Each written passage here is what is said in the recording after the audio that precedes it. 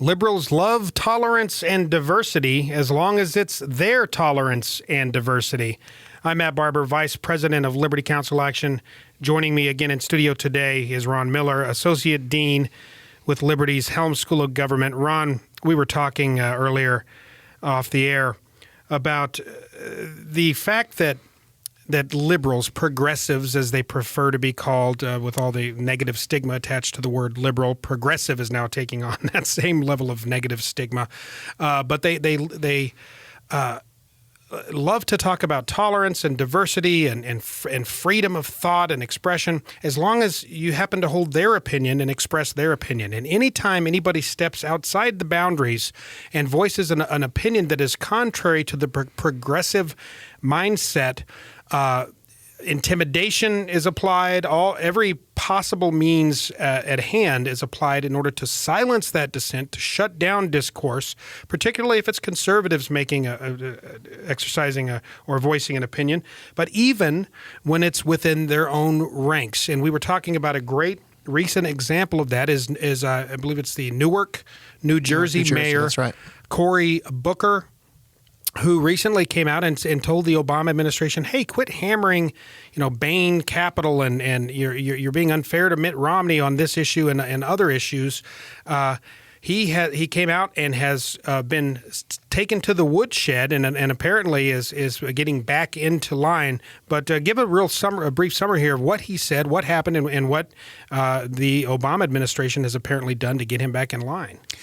Well, in the Sunday talk shows, Mayor Booker was basically expressing his frustration with all of these ancillary issues, which he believed were taking attention away from the big picture issues that this campaign, in his view, should be focused on.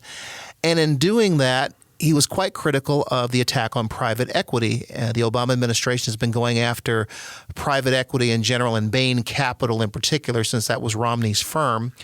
And Mayor Booker basically said private equity does many good things for our communities and creates jobs and starts businesses that add to the community's positive impact. So in making that statement and making it in a very strong and forceful way, he put himself on the radar of his progressive friends. And within a matter of days, he was backtracking, even to the point where he was talking about how offended he was that he was being used by the GOP. Well, my answer to him, first of all, is no, you weren't used. Your words were being restated. And I lost a little respect for him because he does have a reputation for being someone who is independent in his thought and action. Yet here, he showed that the pressure that came down on him. And the Obama administration didn't have to do much. They needed to just motivate their people. And all of a sudden, the press came down on him. The liberal bloggers came down on him. And he said, I'm not saying this because I had any pressure put on me. This is how I really feel. He's human. That's baloney. He's doing it because he needs to get back into line. And it happens to every liberal commentator who dares to stray from the prescribed narrative. It happened again with a columnist with the New York Times. We can talk about that a little bit. Yeah. Well, you have this visual image in my mind here of they're marching in lockstep, and here the mayor stepped out of line and went off and expressed his own opinion on something, and boy, he was yanked back into formation and is back in lockstep here in pretty short order. On a microcosm, another example of this is we heard recently about this teacher in North Carolina, apparently liberal. Obama supporter, when a student in class became critical of President Obama, or she started attacking Romney, I guess, specifically, and he said, pointing out some allegations of him being kind of a bully in high school and some other things, and the student said, well, wasn't President Obama a bully as well? And she went apoplectic and started yelling at him and told this student that he could be put in jail for criticizing the president. This is the left's tactic. Again, anytime you voice, if there's discourse and you voice an opinion that they find offensive or disagree with them, this is obviously an extreme example. And is it isolated? I doubt it. We know what happens in public schools around the country that are controlled by liberals. But But this is a good example of kind of the most extreme reaction that we can expect. But it encompasses that mindset of that progressive mindset of silence all dissent, agree with us or else. Exactly right. It's interesting that there was a time when tolerance meant that you were willing to accommodate positions or views with which you didn't agree. But now we've seen the language twisted. It's almost in Orwellian fashion to where tolerance no longer means willingness to hear other views, even if you don't agree with them. It has to be acceptance. It has to be complete acceptance. And if it isn't, you're going to be bullied, you're going to be intimidated, you're going to be dragged through the mud until you either agree or you shut up. Yeah. And to me, to have that cultural reaction is just as damaging as if it were coming from an official entity like the government, because history shows us that when the culture uses bullying and intimidation to suppress freedom of expression, it's not a big step before it becomes part of the official policy of a government. Yeah, and I think we see that happening, and we see a number of organizations that are doing this. We've talked about them before, for instance, and you point out, you make a good point. It's acceptance that they demand, or celebration, but it's acceptance or celebration, not tolerance of those things which they think should be accepted, celebrated, or tolerated, and those things that they do not think should be accepted, celebrated, or tolerated, why the same rules don't apply. They will shut you down. For instance, the Judeo-Christian worldview on sexual morality. GLAAD, the Gay Lesbian Alliance Against Defamation, recently came out, and we've talked about this before on Faith and Freedom, came out with a hit list, a blacklist of conservative commentators. I am proud to say I was among Congratulations. the 30-plus individuals on that list, that they demand that the media essentially blacklist these individuals.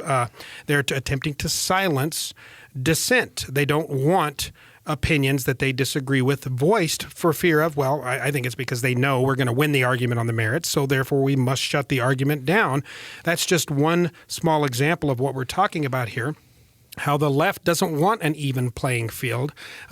They want no defense on the field, and they want the end zone unencumbered, free with the football, without anybody in their way, and they'll do everything they can to take the defense off the field. We had another example this weekend where Campbell Brown, a liberal news commentator, wrote an opinion piece in the New York Times where she was critical of President Obama and the whole war on women idea. And she backed up her opinion with evidence from polling and other things that suggested that women are really interested in the same things that everyone else is interested in right now. That's jobs, that's the economy. And she said, we don't want to be pandered to like Julia, the fictional character that was created in the Obama campaign. He said, we want to be independent. We want to be able to exercise our independence. And for presenting that common sense point of view, she's been under attack. And again, it just goes back to the fact that you can't deviate. And it's really instructive because as conservatives, we expect to be attacked. Like I said, liberals attack conservatives for breakfast. That's what they do to survive. But to see it happen to people who are in their own camp just tells you just how far this whole concept of intolerance has come. Aristotle had a great quote. He said, "It is the mark of an educated mind to be able to entertain a thought without accepting it." That's tolerance. Yeah. And that's not what they're exercising. Not in the least bit. Mark Levin, who has a radio program, nationally syndicated radio program, wrote a great book called Liberty and Tyranny. And I really think that sets up a clash of worldviews that we are engaged in right now.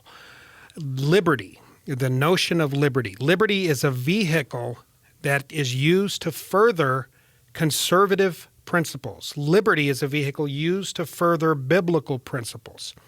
For progressive ideals to be imposed, to be furthered, tyranny comes into play. The United States Constitution was created within the framework of the Judeo-Christian worldview. This is clear.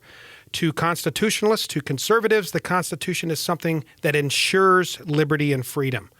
To the left, to progressives, the United States Constitution represents an encumbrance to furthering their radical, progressive, secular socialist agenda Liberty Counsel has liberty in our name for a reason, because we defend liberty. You can defend it with us. Go to lc.org or give us a call at 1-800-671-1776. We need you to become part of the Liberty Counsel team today.